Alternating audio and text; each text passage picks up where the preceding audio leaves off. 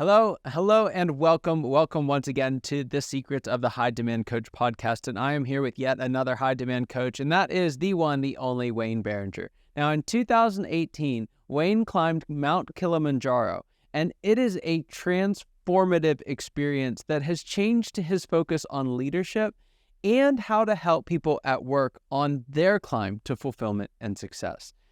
The lessons he learned on that trip up Kilimanjaro helped him to transform a very struggling team from Boeing. They had a 52% employee satisfaction rating, not great, and it was able to turn it around to 89%, which is awesome, in 3 years.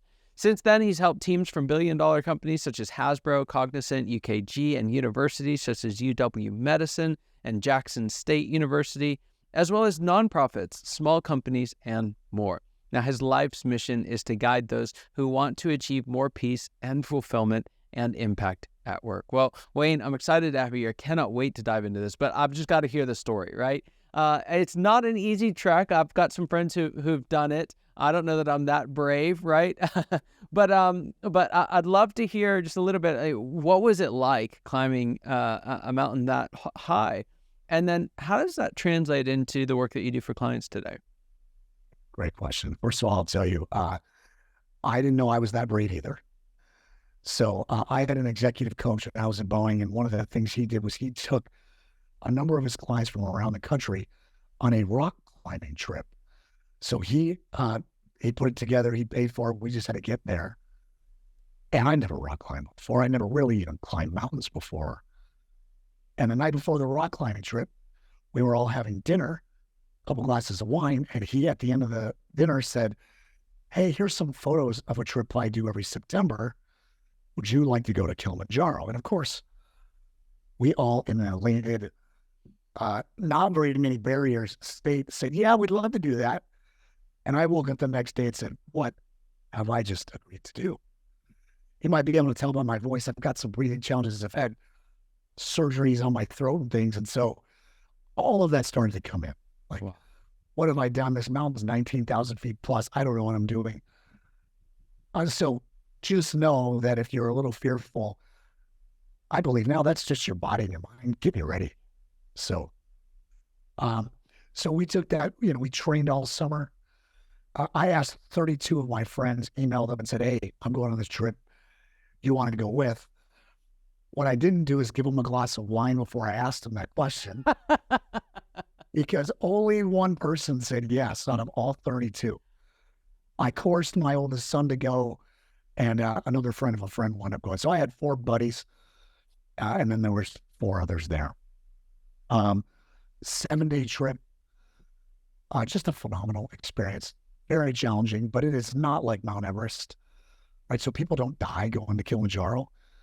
Like, I think it's 1 out of 10 or something die on Everest, which is just insane. That's a whole different level of danger and things like that. This is basically a 7-day hike where you're sleeping on the ground on a mountain in the middle of Africa. It's phenomenal. Wow. It's challenging. It's inspiring. It's all the things. Wow. I had a connecting flight once in Salt Lake City, Utah. And just walking across the airport at 4,000 feet, I was like, so it's, the hike I think I could do. Even the climbing sounds interesting. Man, just getting used to the elevation has always it's got the best of me. But so walk me through a little bit. You're standing up on top of Mount Kilimanjaro. What goes through your mind at a moment like that? Yeah, I mean, when you're at the top, it's the most amazing feeling. Let me set the stage for why. You spend 6 months training, about fear and anxiety and elation and all the things that go with training and anticipating a trip like that. On day 3, up the mountain, I turned to one of my friends and said, "I think we overtrained. Like, I feel like Superman. This is fantastic." 30 minutes later, I blacked out. I was disoriented. Oh my I didn't know where I was. And my sense was there was nobody else around me, and I was lost on a mountain in Africa. Just at the most stressed moment, the head guide of the whole trip showed up. And I was very emotional, like, oh my God, I'm so glad to see you, like tears and hugs. And he took my backpack, put it on his back, and said, just step in my footsteps and we'll get to the next camp. An amazing transformative moment. And 3 days later, the guy with the funny voice and the small airway is at the top of the roof of Africa, is what they call it, the highest mountain on that continent. Yeah.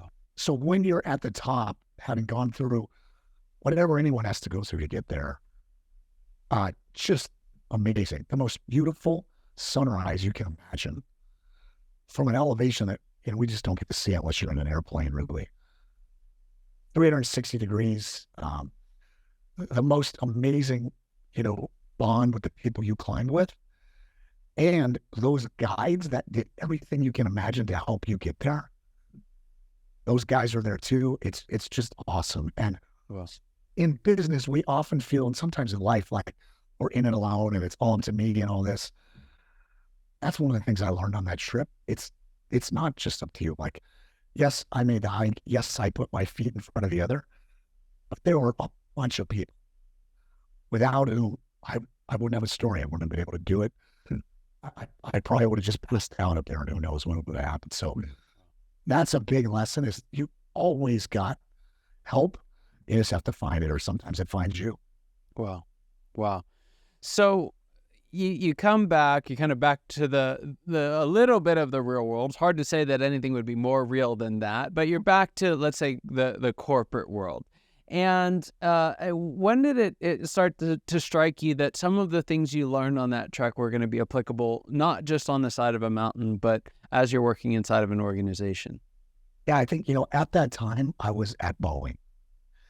And when you're in a W-2 environment, I've learned now, being a consultant and out of my own consulting business, that the mindset of a W-2 employee, at least for me, was not the same mindset that is required of me now.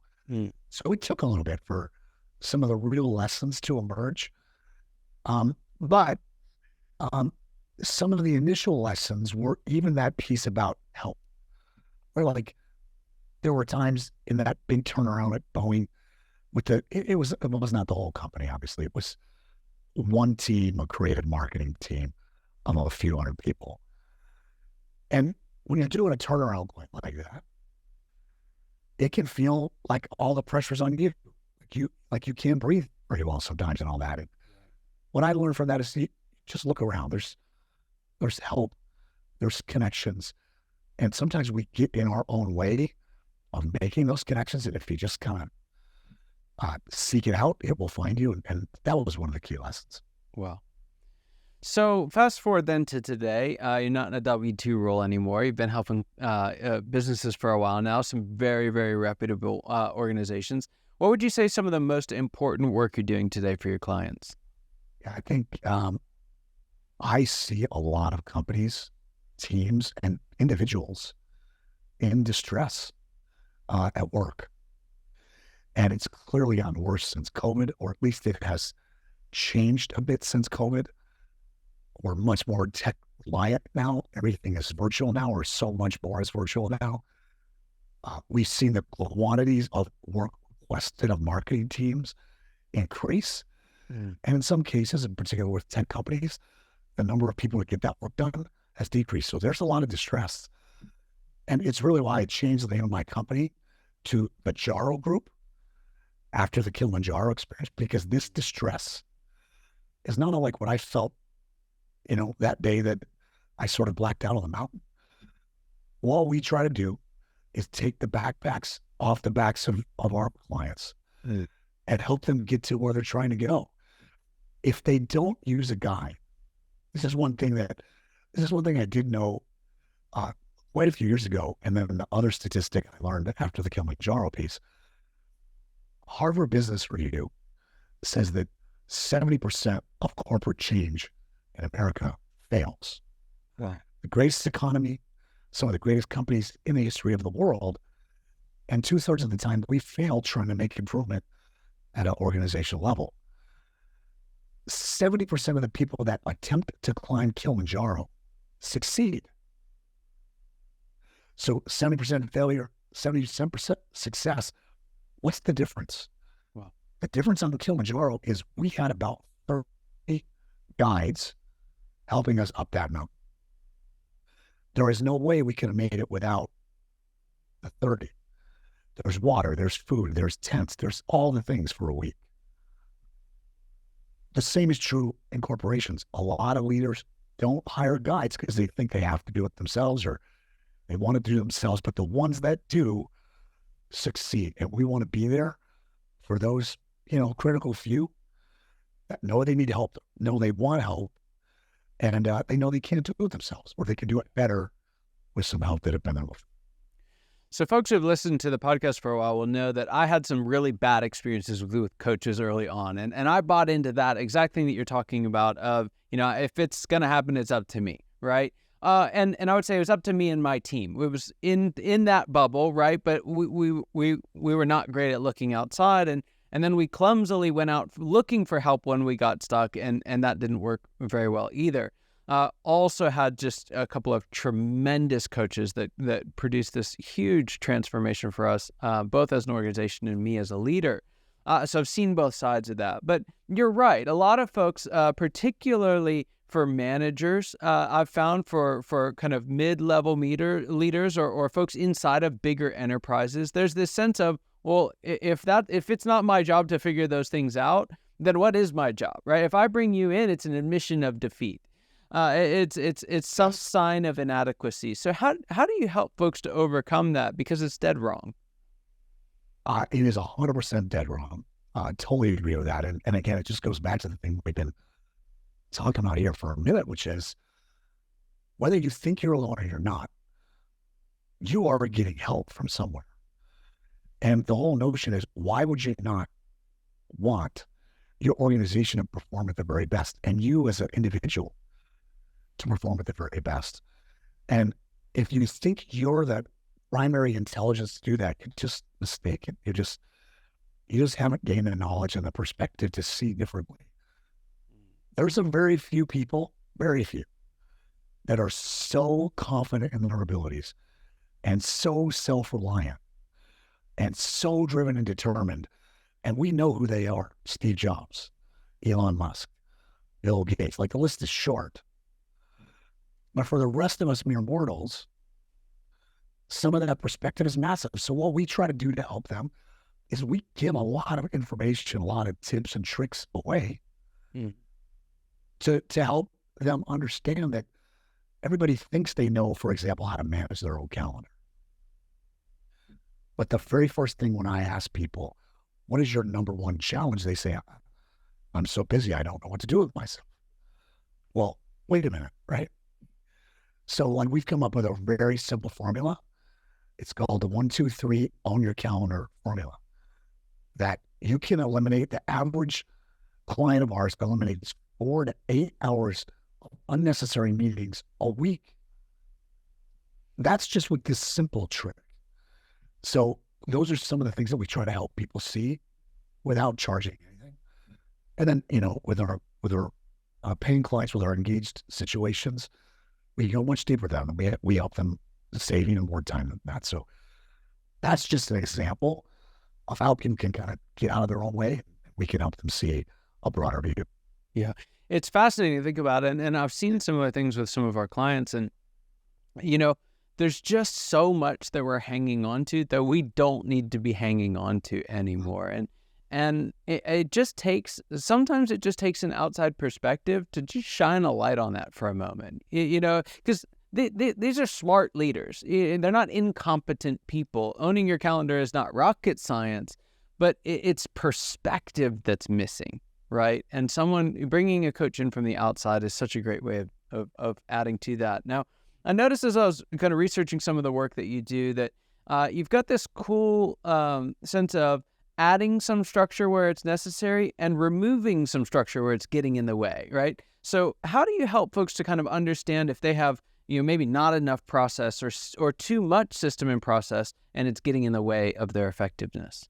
Yeah, absolutely. I think we see in the marketing space and the clients that we tend to have more of are the creative, that kind of the execution marketing teams. because those teams tend to be bigger. They have to deliver. And so there's a level of efficiency and impact they have to drive, as opposed to just sort of not just strategy, but, being focused on some things that are a little less tangible. We often get asked to come and help, fix a process, or a process is broken. And when we do that, when we go in and investigate that through discovery, what we always find, and I certainly found this through the successes and the mistakes that we made at Boeing and with that team, that all process is a reflection of the strategy, the structure, and the talent on top of that process. So we always counsel, and this is the primary thing that we love to help teams and groups do. What is your North Star? What's your organization's purpose for being?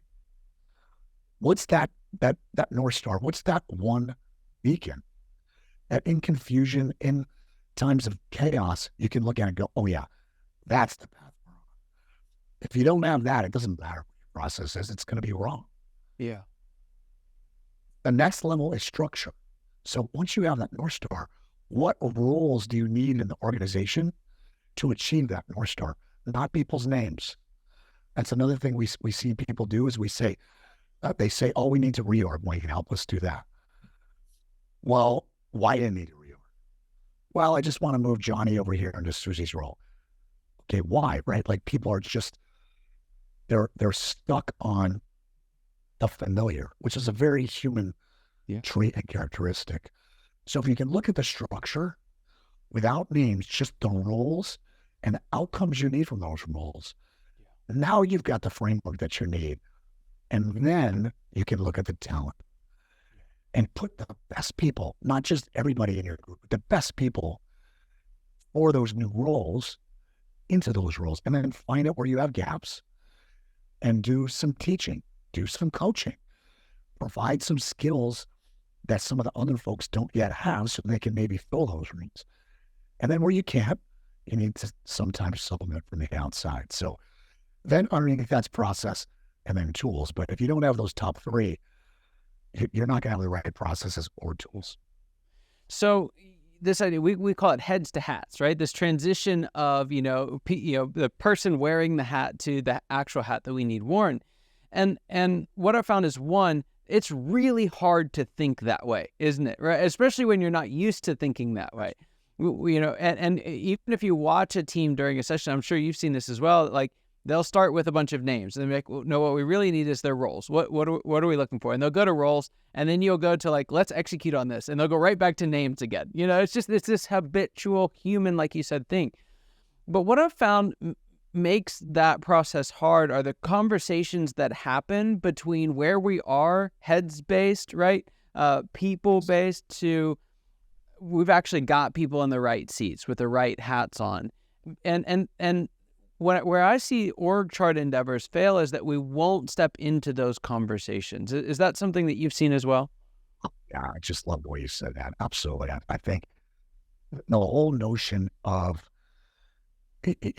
leaders, and especially leaders today, want to be servant leaders. They want to be connected to their teams. They almost want to caretake their teams. And when you caretake, they become family, and they become family. You don't get rid of them.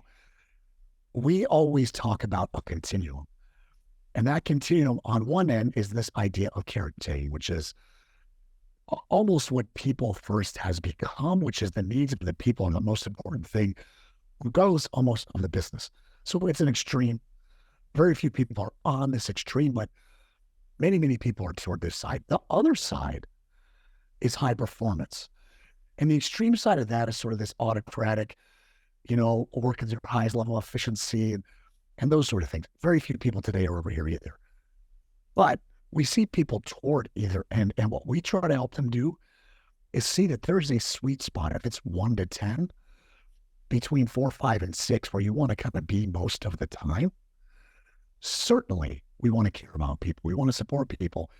And if the business isn't performing, people aren't going to have roles and they're not going to be fulfilled. So I love your point, and we talk about this all the time. And this is kind of the model that we try and use.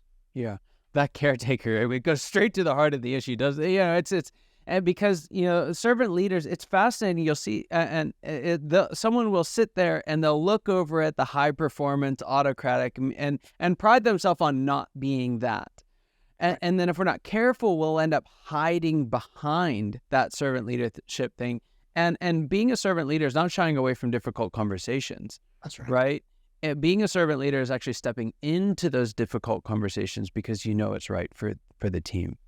Oh, 100%. yeah. We're stepping on some toes here, Wayne.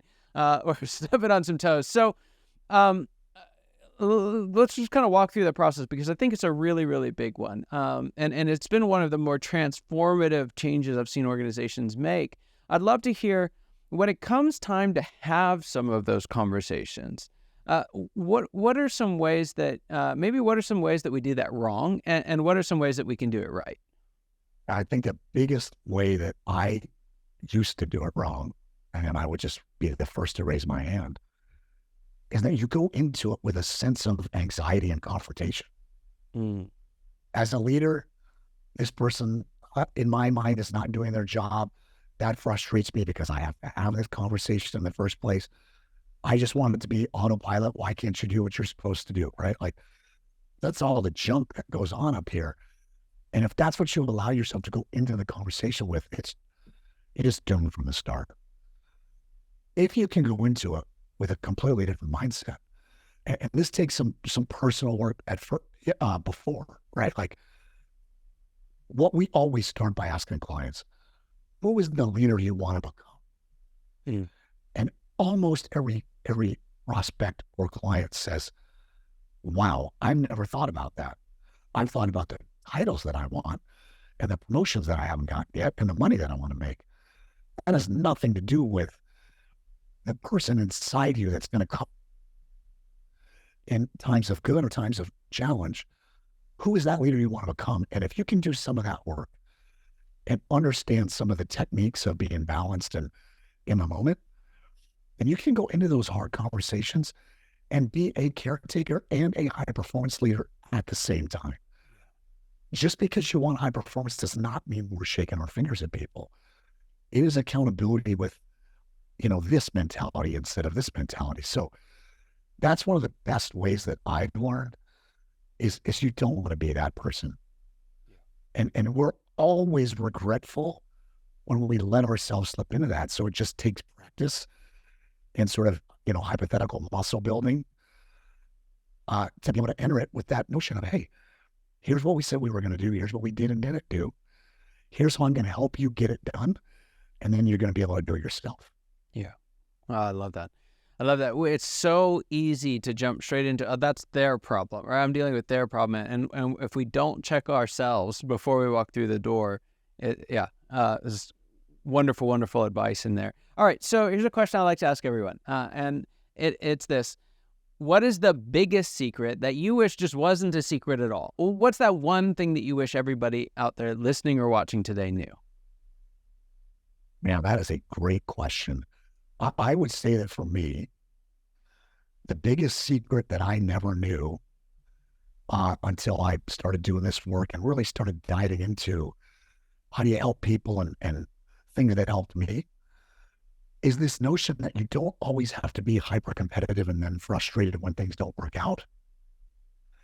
That you can be intense about what you want to accomplish and be balanced about the outcome and be balanced about the people around you as opposed to putting some people here and some people here. So this notion of balanced perspective and intensity and detachment from the outcome, we've all always heard that. I probably heard it for 10 years before it finally it actually works better. There's a fear of letting go of what we're conditioned to be. So I'd say that's the big thing for me. Yeah, that was a lesson that it took a long time for me as well. And I have to credit my experience with that to Les McEwen, a friend and mentor of mine and close colleague. And his ability to step all the way in with care and compassion and that intensity, and then walk away, completely unfazed by what came of it. It's a skill, But even more than that, I think to your point, it's a mindset, right? If we can walk in with that mindset, it's far easier to engage fully and not be caught on what could possibly go wrong. So good. So one more question for you here, and then I want to make sure folks know how they can get in touch with you and hear more about your work. But before we get there, I'm going to have you take your coach consultant hat off for a moment, put your CEO hat on, if you will, jump down into the ring with the rest of us. What's the next stage of growth look like for you and your business, and what challenge will you have to overcome to get there? Yeah, I think another great question. Our big challenge for 2024 and beyond is scale. So the more we get out there, the more we find that people that our message resonates with. And till now, it's been amazing for me to be, the primary part of a lot of that interaction. I know as we look to 24 and then we're 25, that scalability and that ability for me to be able to use what some people call my unique ability, right, and let the other things be entrusted, and then it'll train and then trust more to others. That's a big key. We're going to do more workshops than we've ever done this year. They're probably going to be a little larger than they've ever been. And hopefully even, 10x the value. That just doesn't happen because Wayne has a wish, right? There has to be work. And like just to come full circle, there's got to be a group of people that are going to need help with that, which I'm very blessed to have along with me. So I'd say that's the big key for us, is the ability to scale and for me to get out of my own way too. Yeah. Hard, but exciting. Yes. Hard, but very, especially when, and a lot of founders face this, especially when they're in this kind of professional service where to an extent you are the product, right? We start separating those two. It's like, whoa, wait a second, who actually am I? If I'm not the, and so there's, it's exciting, but a challenging time. So I'm looking forward to these workshops, amplifying your impact. I think it's going to be fantastic. More people need to hear from you. And on that note, how can folks find more out about maybe your workshops or the work that you do for your clients? Yeah, no, that's great. I'm on LinkedIn, of course, LinkedIn/Wayne Barringer. The Jaro Group is a corporate page on LinkedIn. Our website is jaro.win. So Jaro, like Kilimanjaro, .win. And then my email is wayne@jaro.win. Super happy to help anybody who wants or needs a tool or a tip. There's lots of content on our LinkedIn page, completely free. We are not people that try to sell. Our mindset is we enroll. So if you're looking for what we offer, we'll let you know what we offer, and you're free to enroll. So there's no strings attached to any of that, and love to help anybody is looking for. Fantastic. Well, Wayne, just a phenomenal conversation. I so enjoyed it. There's so much richness and depth in there. Thank you so much. And for those of you watching and listening, your time and attention mean the world to us. I hope you got as much out of this conversation as I know I did, and I cannot wait to see you next time. Take care.